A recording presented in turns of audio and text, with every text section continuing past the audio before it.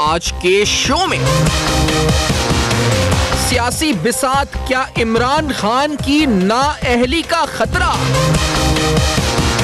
कोई money trail नहीं है, अपना स्टांस डेली चेंज कर रहे हैं। आज फिर उन्होंने एक और नया स्टांस लिया है कि जमाइमा खान ने डायरेक्ट ज़मीन खरीदी है और डायरेक्ट उसकी पेमेंट की है। क्या मनी ट्रेल साबित होगी? इमरान खान का मौकिफ कितना ठोस?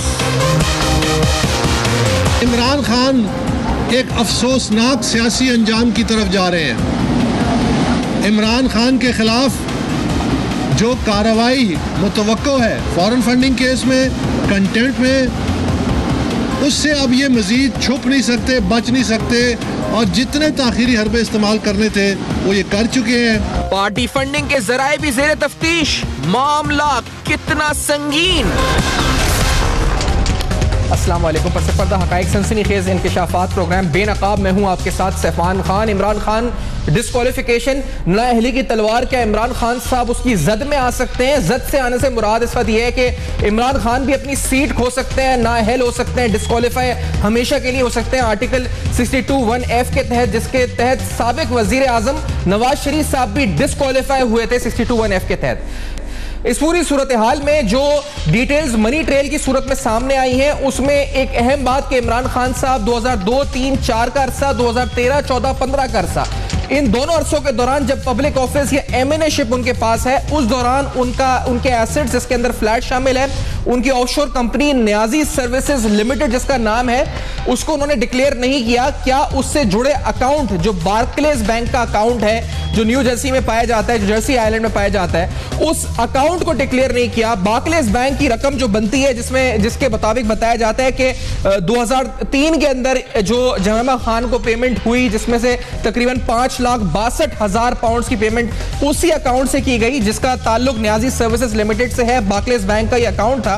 7 मई 2003 को यह पेमेंट की गई और इस अकाउंट में जो रकम बचती है वो 1,27,000 पाउंड बचती है।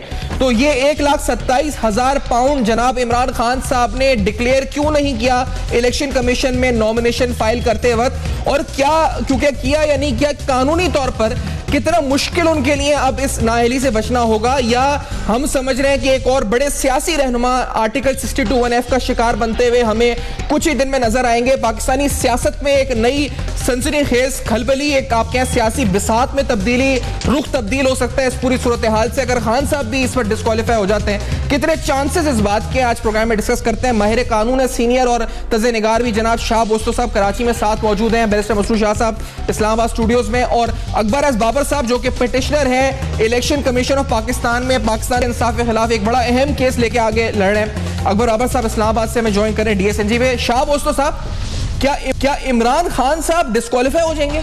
ऐसा है क्या मुमकिन? देखिए जी, मैं अब इतना हतमी कोई इस पे अपना राय तो नहीं दे सकता जी, क्योंकि अभी सब जुडिस प्रोसीडिंग्स हैं और मैं अपने तौर पे कोई ऐसा कमेंट नहीं करना चाहता जिससे ये इम्प्रेशन आए कि शायद कोई प्री जज्ड है ये सारा मामला, या मुझको कोई इन्फॉर्मेशन है। लेकिन जो इस वक्त प्रोसीडिंग्स चल रही हैं और जिस तरीके से ये जो सीक्वेंस है ये प्ले आउट हो रहा है जी, उससे जो चीज़ मुझको नज़र आ रही है वो यकीनन मैं समझता हूँ कि इमरान खान साहब के लिए कठिन रास्ता है, और हो सकता है कि उनके लिए आगे जाके मज़ीद प्रॉब्लम हो।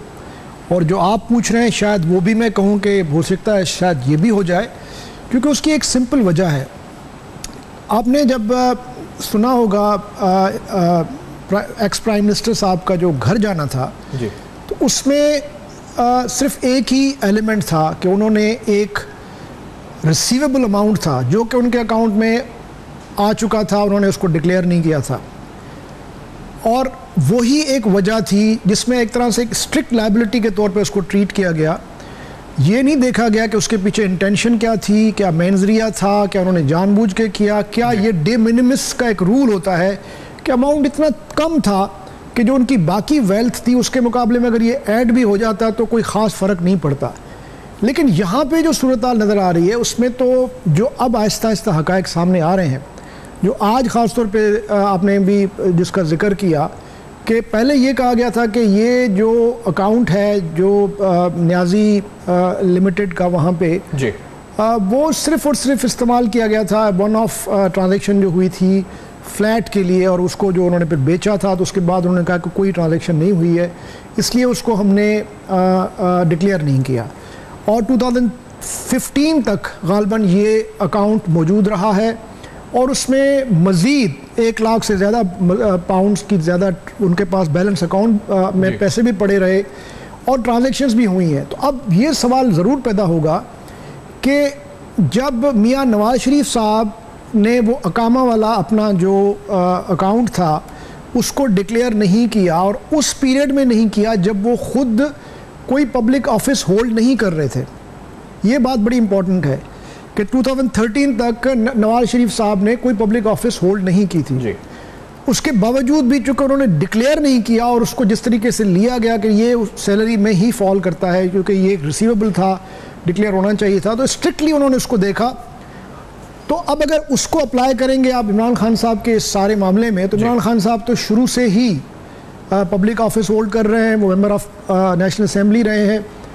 तो अब अगर उनके अकाउंट में 1 लाख पाउंड से ज़्यादा रकम 2015 तक पड़ी रही है और वो अकाउंट ज़िंदा रहा है और वो पनामा का जो ये स्कैंडल लीक हुआ था उसके बाद भी वो अकाउंट चलता रहा है, शायद मेरे ख्याल में अप्रैल में, या मुझको एग्जैक्ट डेट याद नहीं आ रही जिसमें उन्होंने इसको बंद किया है।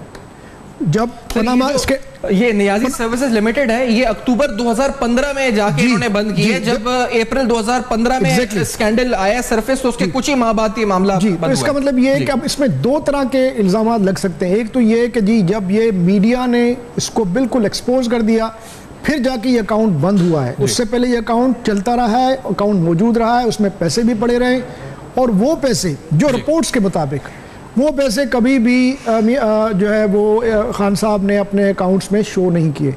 तो प्राइमा फेशा है, तो मैं समझता हूँ कि अच्छा खासा केस बन सकता है, बड़ा स्ट्रॉन्ग केस बन रहा है इसका मतलब। मैं एज ए लॉयर समझ रहा हूँ कि जो कुछ रिपोर्ट जो मीडिया में रिपोर्ट हो रहा है जी, उसको अगर देखा जाए तो मैं समझता हूँ कि मियां नवाज शरीफ वाला जो केस है उसमें जैसे मैंने कहा कि डी मिनिमिस रूल का भी अप्लाई हो सकता था क्योंकि 2-2.5 लाख रुपए का मामला था, इतना पैसे ज़्यादा नहीं थे।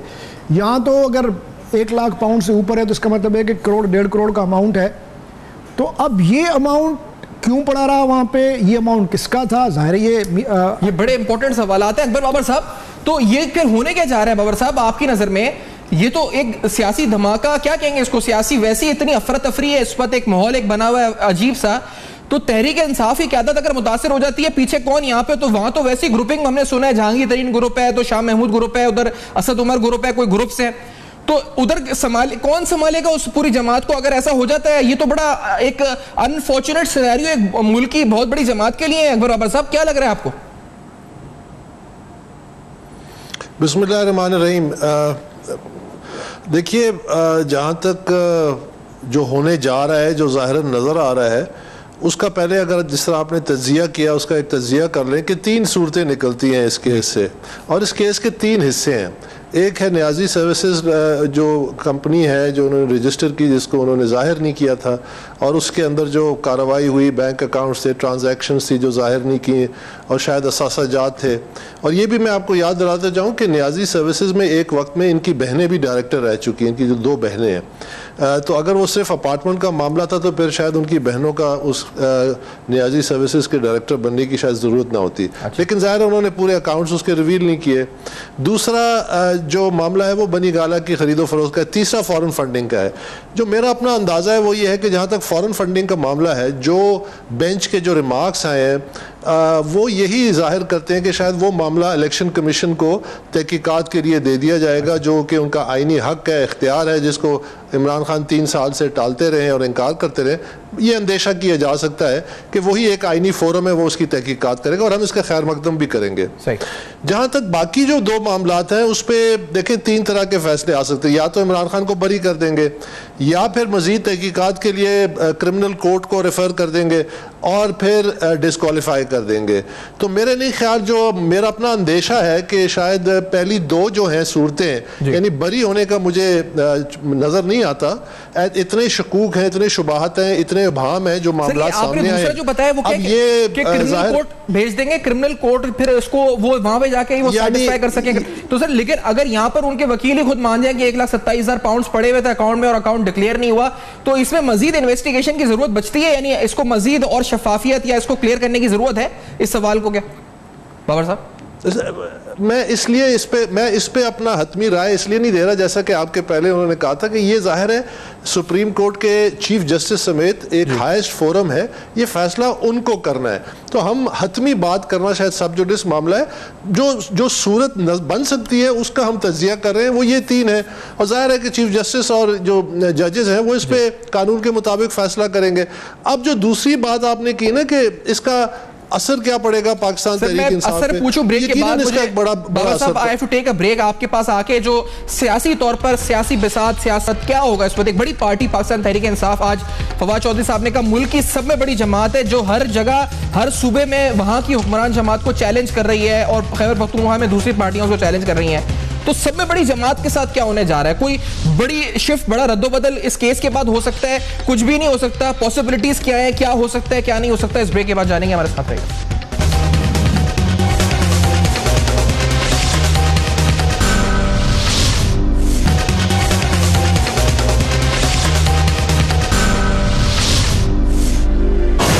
£1,26,000 की रकम उन्होंने मान ली कि हमारे पास रिकॉर्ड मौजूद नहीं है। मसूद के वकील ने फरमाया है वो चारों बैंक बंद हो गए, यानी सोर्स ही बंद हो गया है जहाँ से ये एविडेंस मिलना है। इसको कहते हैं नैब का केस एसेट बियॉन्ड मीन्स, यानी आप मान रहे हैं कि चीज हमारी मलकियत है लेकिन उसके पैसों का आप हिसाब नहीं दे सकते। Welcome back. आप देख रहे हैं बेनकाब। आज इस प्रोग्राम का मकसद हरगिज ये नहीं कि स्पेकुलेट किया जाए किसी चीज को या एक्स्ट्रा ऑर्डिनरी जो सर्कमस्टेंसेस हो सकती हैं आगे जाकर, जो कि वर्स्ट केस सिनेरियो जिसे कहा जाता है ना जी, कि बदतरीन क्या हो सकता है उसको जांचा जाए। लेकिन खान साहब के केस में जो कानूनी माहिरीन है उनको नजर क्या आ रहा है आखिरकार के पॉसिबिलिटीज, इस आउटकम क्या हो सकता है, लीगल आउटकम? जब पनामा का केस था तो हम बात करते थे घंटों घंटों कि ये ऑप्शन है कि नवाज शरीफ साहब बरी हो जाएंगे, क्या अकाउंटेबिलिटी कोर्ट में जो है इस वक्त मामला चला जाएगा, या वो सीधा डिस्क्वालीफाई हो जाएंगे, 5-0 होगा या 3-2 होगा या 2-3। तो इस हवाले से इमरान खान साहब का केस बड़ा अहम केस है, क्योंकि पाकिस्तान तहरीक इंसाफ के चेयरमैन तो हैं ही, लेकिन साथ साथ उनके बारे में तवक्को ये की जाती है, लोग कहते हैं कि शायद अगले वजीर आजम भी इस मुल्क के वो हों, उनकी डिस्क्वालिफिकेशन का खतरा। ये बड़ी संगीन बात है। क्या वो डिस्क्वालीफाई हो सकते हैं इस केस में जिसमें उनके ऑफशोर एसेट्स, उनकी कंपनीज, उनके फ्लैट के बारे में और उनके साथ साथ जो फॉरेन फंडिंग के मामला हैं पार्टी के उस बारे में, तो वो अहम तरीन पेशरफ्त उस केस में क्या है, उसका इम्पैक्ट क्या है? बैरिस्टर मसरूर साहब जो सीनियर कानूनदान हैं इस्लामाबाद में अब ज्वाइन कर चुके हैं, अकबर एस बाबर साहब साथ मौजूद हैं, पाकिस्तान तहरीक इंसाफ के बानी रुकन हैं, और शाह बुस्तो साहब माहिर कानून भी हैं हमारे साथ मौजूद। अकबर बाबर साहब, सियासी असरात क्या है सर? क्या अंदाजा पीटीआई को खुद है कि क्या होने जा रहा है? उनको पता है क्या तूफान या सैलाब या क्या वो बड़ी सी इस वक्त वेव है जो उनके सामने खड़ी हो गई है आके? उनको अंदाजा है इस चीज का? जी, ये बड़ा अहम सवाल है, तो इस पे ज़रा मुझे मौका दीजिए। जी सर। जो मेरी इतलात हैं पाकिस्तान तहरीक इंसाफ के अंदर खाना की, तो वो इस वक्त तशवीश का शिकार हैं, और वो शायद उनको ये तशवीश है कि इमरान खान को डिस्क्वालीफाई कर दिया जाएगा। मेरी ज़ाती राय में अगर आज नहीं तो कल नहीं तो परसों जो मामलात हैं फॉरेन फंडिंग के और जो सबूत हैं और जो मामला 3 साल से चल रहा है अब एक मंतकी अंजाम की तरफ जा रहा है, और जो केसेस हैं, मुझे भी ये नज़र आता है कि शायद इमरान खान सियासी तौर पे, कानूनी तौर पे सियासत से शायद गैर फ़ाल होने जा रहे हैं। अच्छा। अब सवाल ये पैदा होता है कि इसके बाद इसका पार्टी पे क्या असर पड़ेगा। ये बड़ा एक अहम सवाल है। मैं नहीं समझता कि पाकिस्तान तहरीक इंसाफ को जहांगीर तरीन या शाह महमूद कुरैशी या इन किस्म के जो सियासतदान हैं ये पार्टी को चला सके, क्योंकि पाकिस्तान तहरीक इंसाफ का जो कारकुन है वो इनको कभी भी तस्लीम नहीं करेगा कि ये उनके जेन्युइन लीडर हैं। ये एक रिवायती सियासतदान है जो पीटीआई का जो वोट बैंक जो हमने बनाया, हम बानियों ने बनाया, उसको कैश कराने आए थे, और उसको जिस हद तक वो कैश कर सकते हैं वो कैश उन्होंने कर दिया। तो वर्कर इनको कभी भी तस्लीम नहीं करेगा। अब उसके बाद क्या होने जा रहा है, ये इमरान खान का एक सबसे बड़ा इम्तिहान होगा कि क्या वो एक स्टेट्समैन के तौर पे एक कौमी असासा जिसको बनाने में उनका बड़ा अहम किरदार था, हम सब ने मिलकर बनाया था, हम बनाने वाले थे, अनफॉर्चुनेटली कुछ अरसे बाद जो पिछले 4-5 सालों में इमरान खान उसको बिगाड़ने वाले बन गए। अब ये फैसला उनको एक बड़ा अहम करना होगा कि पार्टी की क़यादत, जिन लोगों ने पार्टी को बनाया, अगर तो उनके हाथ में जाती है तो वो उसको हम फाल रख सकते हैं और शायद इमरान खान का एक बिहाइंड द सीन्स या एक पर्सपेक्टिव में पीछे जो एक हमारा रिवायती सियासत होती है उसमें एक रोल भी रह सकता है। लेकिन अगर ये जो सर हमको ज्यादा तो नहीं सोच रहे, क्योंकि उनके जो पार्टी रहनुमा है वो तो फवाद चौधरी साहब बारह बोल रहे हैं, वो तो कहते हैं कि ये तो कुछ केस है ही नहीं, ये तो स्क्रैप कर दिया जाएगा, इसमें कुछ है ही नहीं इस केस के अंदर, ये ना पैसा चोरी का था जो बाहर से पाकिस्तान लेके आया गया जिस तरह नवाज शरीफ साहब लेकर आए थे, तो इस केस में जान ही नहीं है, सुप्रीम कोर्ट इसको स्क्रैप कर देगा। ये एक बार नहीं, तवातुर के साथ जितने लीगल और पॉलिटिकल रिप्रेजेंटेटिव्स हैं पीटीआई के, वो आके शोज में बोलते हैं बाबर साहब, तो हम आप ज्यादा तो नहीं सोच रहे कोई इस मामले को जी ओवर स्ट्रेच। एक चीज याद रखिए कि कौन क्या कहता है उस पे जरूर आप तवज्जो दें। आप एक ऐसे शख्स की बात पे तवज्जो दे रहे हैं जो आज जो उसका पार्टी का चेयरमैन है उसके बारे में वो कहता था कि उसका घर जो है ड्रग एडिक्ट्स का डेन है, वो कहता था कि इसको एबीसी सियासत की नहीं आती, वो कहता था कि ये पीटीआई के वर्करों को बड़ी गलीज किस्म की गालियां देता था। तो एक ऐसे शख्स के मुंह से कुछ भी निकल सकता है हालात और वक्त के तकाजे के मुताबिक, उसको ज्यादा आप अहमियत ना दें। अहमियत हमें यह देनी है कि हालात इस वक्त किस तरफ जा रहे हैं, फैक्ट्स किस तरफ जा रहे हैं, सबूत कहां मौजूद है और किस तरफ क्या इंप्लीकेशंस है। तो मैं जो बात कह रहा था कि अब ये फैसला उस वक्त इमरान खान को करना होगा।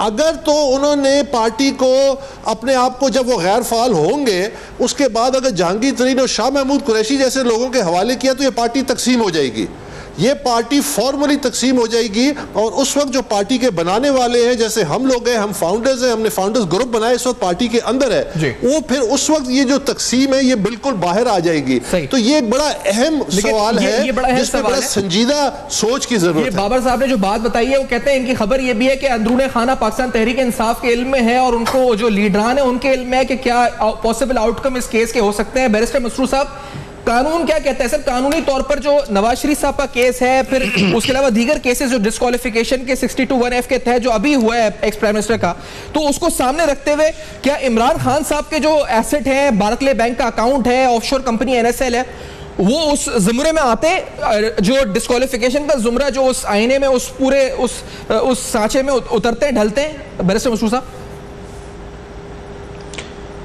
देखिए, सैफान आपने अभी एक बात कही कि क्या हम इसको ओवर स्ट्रेच तो नहीं कर रहे? जी सर, मेरा ख्याल है हम इसको बड़ा अंडर एस्टिमेट कर रहे हैं इस केस को। और मुझे ये तो इतना मसला नजर नहीं आ रहा कि इमरान खान साहब डिस्क्वालीफाई हो जाएंगे, जो कि राइटिंग ऑन द वॉल लग रही है, क्योंकि जिस तरह की आप ऑब्जर्वेशन देखें बेंच की तरफ से आ रही हैं, जो गैप्स हैं, जो अदालत बार बार उनसे पूछ रही है कि अपने सबूत दें, रसीदें दें, ये बताएं कि न्याजी सर्विसेज लिमिटेड ने कैसे पैसे ट्रांसफर हुए, और जो बाकी लीगल टेक्निकलिटीज हैं, उससे इमरान खान जाती तौर पर तो डिस्क्वालीफाई होंगे। जो बड़ा मसला मुझे नजर आ रहा है वो पीटीआई का डी नोटिफिकेशन, पीटीआई का एज अ सियासी पार्टी बैन हो जाना, क्योंकि पाकिस्तान के आईन के मुताबिक और पॉलिटिकल पार्टीज ऑर्डर के मुताबिक कोई सियासी जमात बाहर से फंडिंग नहीं ले सकती। वो पार्टी बैन हो जाती है जिसके बारे में ऐसी बात आ जाए सबूत कि उसने बाहर से कोई फंडिंग उस मामले को लेकर इलेक्शन कमीशन के पास तहकीकात के लिए मजीद भेजा जा सकता है। क्या आप समझ रहे हैं कि हतमी फैसला आ जाएगा उसके ऊपर कि पीटीआई को डी नोटिफाई कर दिया जाए? ये आपका एनालिसिस है, लीगल एनालिसिस है मसरूर साहब? देखिए, तरीका ये होता है कि जब पार्टी की फॉरेन फंडिंग या ऐसे फॉरेन एलिमेंट्स का अगर कोई इशू आए तो वो गवर्नमेंट नोटिफिकेशन करके पार्टी को उसी वक्त बैन कर देती है और फिर रेफरेंस भेजती है सुप्रीम कोर्ट में, और सुप्रीम कोर्ट फिर उस पर फैसला करती है कि आया गवर्नमेंट का ये बैनिंग का नोटिफिकेशन सही था या नहीं। और अगर एक सियासी जमात बैन हो जाए तो उसके तमाम member of parliament, senators, MPa वो ऑटोमेटिकली डिस्क्वालीफाई हो जाते हैं। अब होगा ये, नेचुरली सुप्रीम कोर्ट खुद तो ऐसा कोई स्टेप नहीं लेगी, लेकिन अगर वो मजाज इदारे के पास ही भेजती है वो प्रोसेस शुरू हो जाएगा। जिस तरह नवाज शरीफ साहब का केस नैब कोर्ट में आ गया है, तो अगर सजा देनी है तो वो नैब कोर्ट ने ट्रायल के बाद देनी है। और दो इमरान खान साहब तो बड़ी बखले बजाते थे कि फेयर ट्रायल की क्या जरूरत है, सुप्रीम कोर्ट है ना, उधर मौके मिल गए थे। लेकिन मेरे ख्याल में जब ये फैसला आएगा तो उनको हमारे जैसे वकील जो कानून के तालिब इल्म बार बार ये चीख के कह रहे थे कि इस मुल्क में फेयर ट्रायल का हक जो है आर्टिकल 10A की वजह से गारंटीड है, हर पाकिस्तानी का हक है, और इमरान खान को भी और पीटीआई को भी राइट तो अपील होगा। सुप्रीम कोर्ट को चाहिए कि फिर वो बजाज बहुत आगे का सवाल है, लेकिन ट्रायल के बाद ये बात अगर साबित हो जाती है तो। लेकिन मसरूर साहब ने, खैर मैं उस सवाल पे बाद में, लेकिन मसरूर साहब ने जो बात कर दी है उस्तो साहब वो बड़ी अहम है। वो कह रहे हैं कि न सिर्फ डिस्क्वालिफिकेशन खान साहब की उनको नजर आ रही है, उन्हें डी नोटिफिकेशन का जो प्रोसीजर है, जो प्रोसीजर उसका आगे मजाज इदारे को भेजा जाता है, वो भी शुरू होता हुआ नजर आ रहा है। तो ये तो बड़ी अजीब सी एक तस्वीर नजर आ रही है, बड़ी खतरनाक सी सियासी माहौल पे क्या असर है? यानी एक बड़ी पार्टी के चेयरमैन मुतासिर हो सकते हैं, एक जो नेक्स्ट प्राइम मिनिस्टर जिनको कहा जाता है। There are two issues. एक तो इशू है वो इमरान खान साहब की जो पर्सनल क्वालिफिकेशन और डिस्क्वालिफिकेशन से मुतल्लिक है जी। ये जो फ्लैट्स का जो फ्लैट की जो और जो अकाउंट्स का जो मामला है, ये तो उनकी पर्सनल क्वालिफिकेशन डिस्क्वालिफिकेशन से मुतल्लिक है। दूसरा मामला है जिसमें फॉरेन फंडिंग का इल्ज़ाम लगाया जा रहा है कि इनको फॉरेन फंडिंग हो रही है जिसको इन्होंने डिस्क्लोज़ नहीं किया, उसका सोर्स डिस्क्लोज़ नहीं किया। अगर सोर्स आपका डूबियस है तो उस पर अब मैं विद ड्यू रिस्पेक्ट इतना इसको दूर तक नहीं देख पा रहा कि इसको फ़ौरन ही डी नोटिफाई कर देंगे, बिकॉज़ ये एक बहुत एक्सट्रीम स्टेप होगा। क्योंकि ज़ाहिर है जब आप डी नोटिफाई करेंगे तो जिस तरह बैरिस्टर साहब ने फरमाया कि उसके रिप्रिकॉशंस बहुत ज़्यादा ख़तरनाक होंगे। और वो मेंबर्स की डिस्क्वालिफिकेशन वाला मामला वो मैं उस पर आता हूँ, पहले मैं ज़रा इस पर बोलना चाह रहा हूँ। तो इसलिए ये एक बहुत एक्सट्रीम स्टेप है और ये उस वक्त ही होगा जब ये बियॉन्ड रीजनेबल डाउट इस्टेब्लिश हो जाए। और दूसरा, चूँकि ये आर्टिकल 184(3) के तहत ये प्रोसीडिंग्स चल रही हैं तो इसमें अपील का कोई राइट नहीं है, इसमें सिर्फ आप रिव्यू डाल सकते हो। तो मैं समझता हूँ कि वो जो मामला है पूरी पार्टी को ही डी नोटिफाई करना, वो मुझको इतना क्लियरली नज़र नहीं आ रहा at this point of time. अलबत्ता इमरान खान साहब का जो ज़ाती जो पर्सनल क्वालिफिकेशन और डिस्क्वालिफिकेशन का इशू है वो मुझको काफ़ी ओमनियस नज़र आ रहा है। उसमें इमरान खान साहब के लिए रास्ते जो है वो बिल्कुल अब ऑलमोस्ट खत्म होते जा रहे हैं। एक बात, क्योंकि अभी अकबर ज़बर साहब को भी तकरीबन वो चीज़ें नजर, वही लीगल आउटकम नजर आ रहे हैं, उन्होंने 2-3 डिस्कस भी किए हैं। बैरिस्टर मसरूर साहब को तो वाज़े तौर पर वो कह रहे हैं ओवर स्ट्रेच नहीं, अंडर स्ट्रेच हम मतलब चीज़ों को हम कर रहे हैं, अंडर एस्टिमेट कर रहे हैं। आपको भी डिस्क्वालिफिकेशन नजर आ रही है। आपको बॉडी लैंग्वेज से पाकिस्तान तहरीक इंसाफ के रहनुमा जो सुबह से शाम प्रेस कॉन्फ्रेंस करते हैं, उनके जो पैगामात आ रहे हैं और जिस तरह वो टॉक शोज हैं, वो नवाज शरीफ इसाक दार के केसेस के लिए कंसर्न है, इमरान खान साहब के केस के लिए तो मैंने किसी की बात नहीं, वो उस केस का जिक्र सुनते कहते थे कि कोई केस ही नहीं है, वो तो खत्म हो जाएगा। देखिए जी, बात यह है कि इस वक्त लग ये रहा है कि गेट नवाज शरीफ चल रहा है या गेट शरीफ फैमिली चल रहा है। उसके जितने भी एसोसिएट्स हैं वो भी उसमें आहिस्ता आहिस्ता फंसते जा रहे हैं। मीडिया का फोकस भी जो है वो नवाज शरीफ साहब चूँकि पर्सनली वो इस वक्त अब उनकी भी इंडाइटमेंट होने वाली है, वो चार्जेस उनके खिलाफ भी वो अनाउंस होंगे जाके अक्टूबर के फर्स्ट वीक में। इसाक डार साहब को आज उन्होंने जो है वो उनकी इंडाइटमेंट हो गई, तो वो चूँकि प्रोसेस अनएक्सपेक्टेडली इतना जल्दी चल पड़ा है जी। और आपने आज देखा कि जज साहब ने कहा कि नहीं मैं डे टू डे बेसिस पे सुनूंगा, उनके अवेलेबल वारंट्स इशू हो गए नवाज शरीफ साहब के बच्चों के, ठीक है। तो ज़ाहिर है मीडिया का जो फोकस है वो इस वक्त सारा उस पर है। लेकिन आपको ये मैं जरूर मैं इस ब्रेक के बाद आके इस बात को कंटिन्यू कर लेते हैं। वैसे मसरूर साहब भी साथ हैं, शाह बुस्सो साहब भी साथ हैं और अकबर साथ हैं। अहम तरीन मराहिल सियासत में क्या किस तरह से ये असरात डाल सकते हैं, और इस मुल्क में अगर पाकिस्तान तहरीक इंसाफ के चेयरमैन इनकी नाअहली का फैसला हो सकता है तो सियासी तौर पर इसका इंपैक्ट क्या हो सकता है। पीटीआई एक बड़ी पार्टी है, मैंने जिस तरह का नेक्स्ट प्राइम मिनिस्टर उनको बात की जाती है, उनका नाम टिप किया जाता है। इस ब्रेक के बाद जानेंगे, हमारे साथ रहेगा।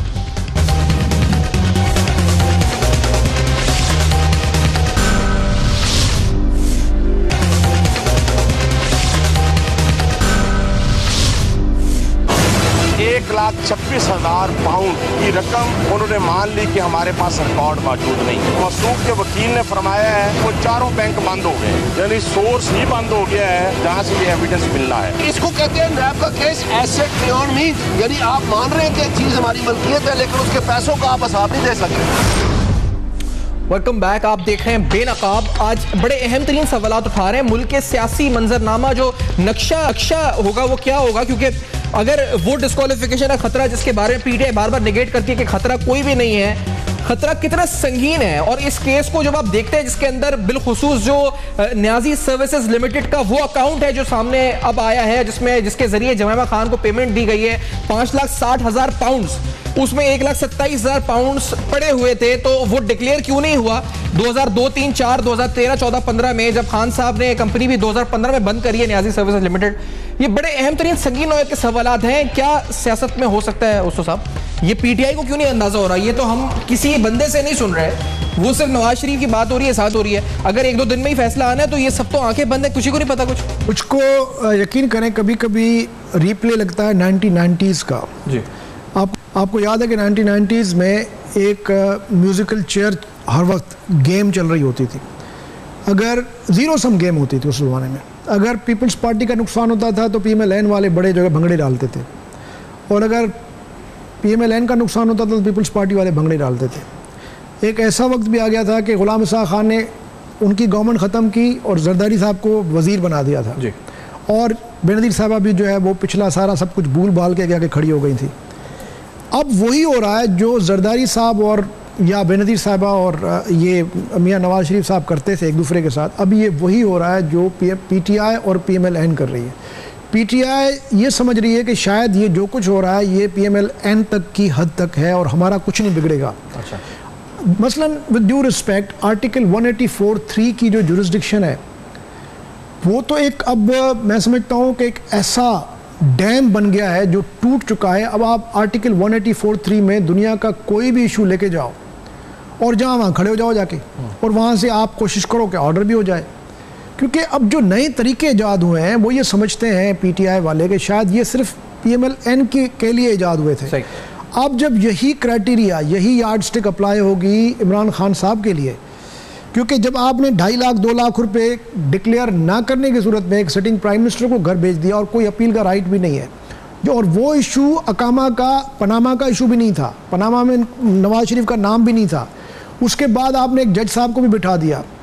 मतलब सारे, मैं समझता हूँ क्रिएटिव जो जूरिस्प्रूडेंस डेवलप हो रही है हमारी, जो क्रिएटिव है या आगे चल के डिस्ट्रक्टिव होगी खुदा बेहतर जानता है। अब ये सारे जो पैटर्न्स बन गए, जो भी कानून नाफिज करने के या जस्टिस इन्फोर्स करने के, वो फिर इन पे भी होंगे। आप सोचें अगर नवाज शरीफ साहब घर चला जाता है तो चलें उसका एक ठीक ठाक किस्म का इंफ्रास्ट्रक्चर मौजूद है पार्टी में। अगर इमरान खान साहब, जो मैं समझता हूँ PTI के माउजी तंग हैं या बोल्शेविक्स के लेनिन हैं, अब जब आपने माउजी तंग साहब को या लेनिन को घर भेज दिया तो न तो इनके पास कोई ट्रॉट्स्की है, न इनके पास कोई स्टालिन है कोई जो बचाएगा पार्टी। इनके पास तो शाह महमूद कुरैशी साहब हैं या जो और नई लौट आई है उनको तजर्बा नहीं है कोई। तो मैं समझता हूँ कि इनकी पार्टी में तो इम्प्लोजन हो सकता है, इनकी पार्टी तो मजीद बुरान का शिकार होगी, क्योंकि इनके पास लीडरशिप का शदीद क्राइसिस होगा। लेकिन सर ये मुल्क के लिए अच्छा नहीं है, क्योंकि जिस तरह ये जमात में ये मुल्क के लिए अच्छा तो नहीं है। बिल्कुल आप सही कह रहे हैं, क्योंकि जिस तरीके की ग्लोरिफिकेशन हुई है जी, और जिस तरीके से आलमोस्ट वो god like larger than life उनको एक स्टेचर मिल गया है, नो डाउट ही deserves to a large extent because उनकी सर्विसेज भी हैं। लेकिन ज़ाहिर है डेमोक्रेटिक पार्टीज़ में आप जब पूरा सेंट्रलाइज करते हैं पूरा पावर, जिस तरह सोवियत यूनियन के ज़माने में होता था या कोल्ड वार के ज़माने में होते थे कि आप बड़े बड़े जिन पैदा करके बैठ जाते थे और लोगों को बस वो जिन उनकी पूजा करते थे आप खुदा मान के, जिस तरह हुआ कोफिंग था और माओ तंग था, और उसके बाद आपने ईस्ट यूरोप में बेताशा लोग इस तरह पैदा हुए। लेकिन जब वो चले गए तो पूरा स्ट्रक्चर कोलैप्स कर गया। सही बात है। तो ये मैं समझता हूँ कि लम्हा फ़क्रिया है। ये जो लफ्ज़ है ना आपका सर, स्ट्रक्चर कोलैप्स, ये बड़ा अहम एग्जैक्टली PTI को ये जो इस वक्त यूफोरिया है जी, नवाज शरीफ साहब तो चलें फेस करेगा, वो करो क्या उसका असर होता है वो तो बाद में देखा जाएगा। लेकिन अगर इमरान खान साहब जो माउजी तंग हैं PTI के, अगर वो चले गए तो क्या उनके पीछे कोई डेंग जियाओपिंग कोई चुन लाई बैठा हुआ है? ये स्ट्रक्चर कोलैप्स सर, ये बड़ा शदीद, ये तो खतरा स्ट्रक्चर कोलैप्स PTI का हो सकता है। ये हमें इसलिए, और कोई भी नहीं चाहता सर, मुल्क के लिए बेहतर नहीं है। लेकिन जो आपने रिमार्क्स की बात की थी शाह साहब, अभी आपने कहा था रिमार्क्स जो आ रहे हैं समाते, कौन से रिमार्क्स आपको लगे जो ज्यादा आपको लगा कि यार कि ये कंक्लूजन जो लीगल आउटकम पॉसिबल हो सकता है? वी आर नॉट स्पेकुलेटिंग, लेकिन आपको कौन से रिमार्क्स से ज्यादा खतरा महसूस हुआ मसरूर शाह साहब, जिससे लगा कि हाँ ये मामला इस तरफ जा रहा है? शाह साहब? देखें, हर रिमार्क देखें, उसके जवाब में जो पीटीआई का जवाब होता है जी, खामोशी होती है, वो मेरे रोंगटे खड़े कर देता है कि इतनी बड़ी सियासी जमात, इतना बड़ा लीडर जो कि अखलाकियात की बात करता है, रूल ऑफ लॉ की बात करता है, जमहूरियत की बात करता है, जब रसीदें मांगता है लोगों से, जब अपने घर की बात आती है तो आएँ बाएँ शाएँ की बातें हैं। कभी एक स्टांस लिया जा रहा है, कभी दूसरा स्टांस लिया जा रहा है। बल्कि अब तो एक और बात भी इमरान खान साहब ने पिछले दिनों कही थी कि उन्होंने कोई गालिबन उनके बकौल कोई जुआ खेला था और उससे जो पैसे आए तो उन्होंने कर्जे उतारे और पार्टी के मामलात में भी इस्तेमाल किए। तो ऐसी बातें सुन के तो एक ही तरफ ये केस जाते हुए नजर आ रहा है। दूसरी बात वो मैं क्लैरिटी देता हूँ, मैं ये नहीं कहा कि सुप्रीम कोर्ट खुद पार्टी को डिनोटिफाई कर देगी। वो प्रोसेस जरूर किक स्टार्ट हो जाएगा, जिस तरह नवाज शरीफ साहब के केस में हुआ है, जिस तरह नैब का केस फाइल हो गया है, रेफरेंस शुरू हो गया है।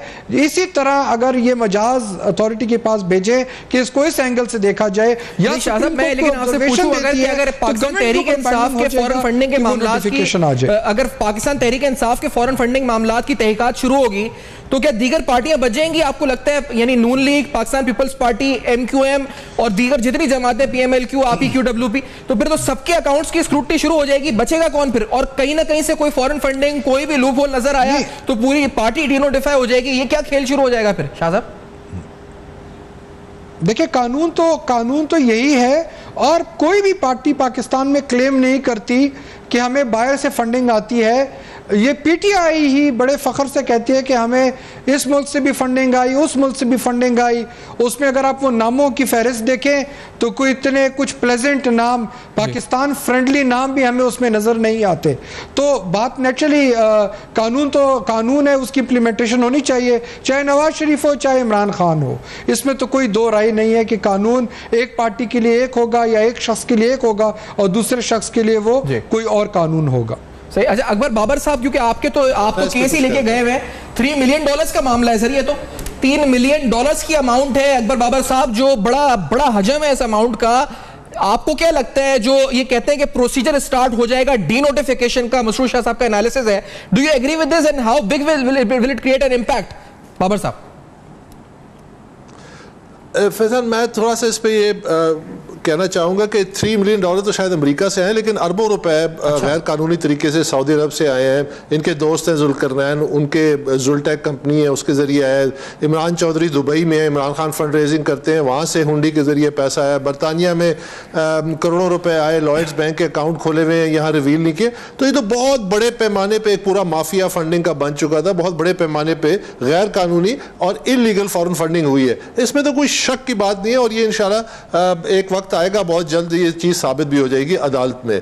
हमें जिस चीज पे फोकस करना चाहिए, हमें घबराना नहीं चाहिए। हमें इससे नहीं घबराना चाहिए कि कल इसके नीचे मुस्लिम लीग नून भी आएगी, या पीपल्स पार्टी भी आएगी, या ANP आएगी, या MQM आएगी। अब MQM के जब अल्ताफ हुसैन के घर पे 5 लाख पाउंड जब पकड़े गए और वो मनी लॉन्ड्रिंग का केस उन पे चला, तो हुकूमत वक्त को चौधरी निसार उस वक्त इंटीरियर मिनिस्टर थे, ब्रिटिश एम्बेसडर से मिले थे, उनको चाहिए था उस वक्त वो सारा एविडेंस लेके इलेक्शन कमीशन में जमा कराते कि जी इन्होंने इतना पैसा वहां पे इनसे पकड़ा गया पार्टी का, ये इन्होंने अकाउंट्स में जाहिर नहीं किया, ये तो मनी लॉन्ड्रिंग है, इसको यहां पे देखें। हमने अगर तो पाकिस्तान में जमहूरियत ने फाल होना है, हमने आगे बढ़ना है, तो हमने फिर वो मरहला तय करना है कि सियासी पार्टियां जो हैं वो शख्सियात के इर्द गिर्द नहीं घूमेंगी। सियासी पार्टियां एक इदारा बनेंगी, वहां पे हर 3-4 साल बाद डेमोक्रेटिकली नई लीडरशिप सामने आएगी, वो सियासी पार्टियों को होगा। अभी आप देखिए ना, माओज़तन का है सर, ये माओज़तन है पीटीआई के, लार्जर देन लाइफ कैरेक्टर बना दिया उनको, इमरान खान साहब को। आपको लगता है कि ये वाकई में माओज़तन बन गए? पाकिस्तान तहरीक इंसाफ के इमरान खान साहब गए तो पार्टी स्ट्रक्चर पूरा कोलैप्स हो जाएगा, ये बात बोली है शाह बुस्सो साहब ने। Do you agree with this? अब नहीं, आई डोंट, लेकिन मैं इस हद तक बड़ी दिलचस्प है, माओ से तुंग के एक नायब थे, नंबर 2 थे जी।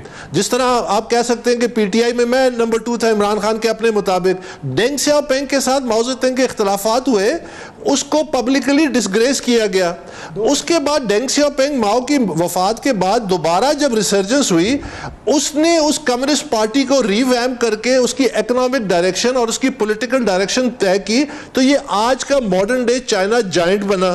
तो इसका ये मतलब है कि माओ ज़ेडुंग ने तो अपना काम कर दिया है, इमरान खान अपना काम कर चुका है। अब जब वो गैर फ़ियाल होगा, मैं इससे बिल्कुल एग्री नहीं करता कि पाकिस्तान तहरीक इंसाफ जो बनाने वाले हैं वो आपके सामने मंजर आम पे इतने सामने नहीं है, क्योंकि उजरती सियासतदानों ने कब्जा कर लिया। लेकिन ऐसी हार्ड कोर टीम मौजूद है जो इसी पार्टी को रीवैम्प करके, रीफोकस करके, इसका काबा किबला ठीक करके इसको इदारा बना। साहब, मैं वक्त इख्तिताम पर पहुंचे, आपका शुक्रिया अदा करते हुए बैरिस्टर मसरूर साहब का शाह उस अहम तरीन कानूनी मामला हैं, इनकी आगे चल के इम्प्लीकेशंस क्या हो सकती हैं, सियासी असरात क्या हो सकते हैं। इमरान खान साहब एक बड़ी सियासी शख्सियत है, क्या उनकी डिस्क्वालिफिकेशन हो सकती है, नाअहली हो सकती है, ये बड़े अहम सवाल हैं। फीडबैक फेसबुक, ईमेल और ट्विटर पर दीजिएगा। देखते रहेगा अब तक।